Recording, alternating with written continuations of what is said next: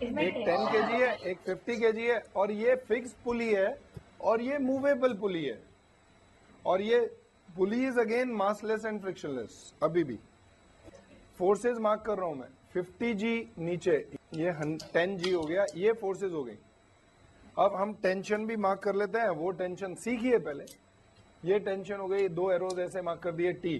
Tell me, ये string same रह रही है, पुली के ऊपर से पास हो रही है, टेंशन यहां भी सेम होगी या नहीं? और यहाँ पे भी सेम होगी या नहीं? वही स्ट्रिंग है। Yes sir. और यहाँ पे क्या होगा? Is the tension going to remain T or different? It will be different because it is a different string. ये वही सेम स्ट्रिंग नहीं है। तो इसको मैं मान लेता हूं T2। मुझे पता ही नहीं है T dash. I want to know that. एक चीज करते हैं, मूवेबल पुली जो है, मैं इसका फ्री बॉडी डायग्राम बना रहा हूं। ये रही। इस पे कौन कौन सी फोर्सेस हैं? एक ये टी है, एक ये टी है, और कौन सी फोर्स है? यहां से कट करूंगा तो ये टी डैश नीचे लग रहा है ना, तो ये वाला टी डैश। तो यहाँ टी है, यहाँ टी है, और यहाँ टी डैश है। यहाँ देखिए, तो ये जो है, इस पुली का अगर मैं फ्री बॉडी बनाऊं तो इसके लिए लिखना पड़ेगा net force is equal to mass into acceleration. इसकी कुछ एक्सेलरेशन हो सकती है क्योंकि ये मूवेबल है, तो इसके लिए लिखता हूं नेट फोर्स। कृतिका आप बोलेंगी, अपवर्ड पॉजिटिव ले रहा हूं मैं। 2t minus T dash is equal to क्या लिखूं? जीरो। सर 10 लीजिए, मास इंटू बेटा मास 10 ले लूं, अज्यूम कर रहे हैं या दिया हुआ है? मासलेस है। सर एम ए ले लीजिए। जीरो। एम ए लिखूं तो एम कितना है? 0। तो ए कुछ भी होती रहे तो एम ए क्या आएगा?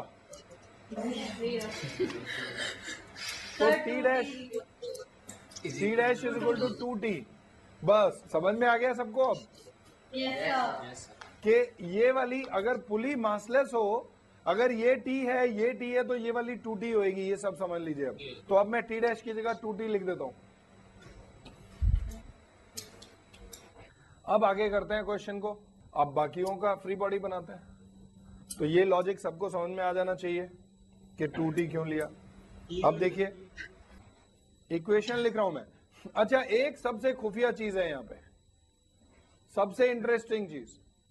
कैन एनीवन टेल मी, अगर ध्यान से देखिए, अगर मैं ये मान लूं कि ये नीचे जा रहा है तो ये किधर जाएगा? ऊपर ही जाएगा, मजबूरी है, कंस्ट्रेंट है। अगर मैं मानूं कि ये x नीचे जाएगा तो ये कितना ऊपर जाएगा? 2x। Very good, 2x। देखिएगा, मैं प्रूव करता हूं। अगर ये x नीचे जाएगा तो ये पुली कितना नीचे आएगी, ये बताइए पहले।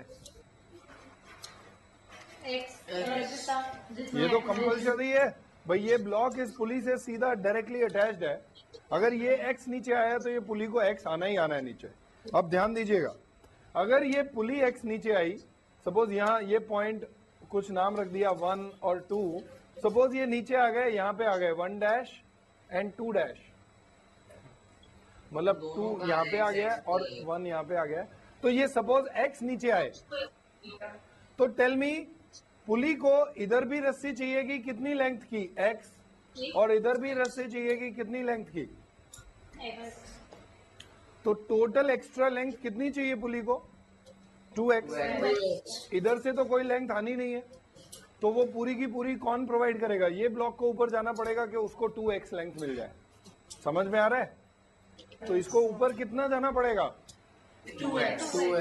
तो अगर इसकी एक्सेलरेशन मैंने मानी नीचे है a, तो इसकी एक्सेलरेशन ऊपर कितनी होगी? 2a।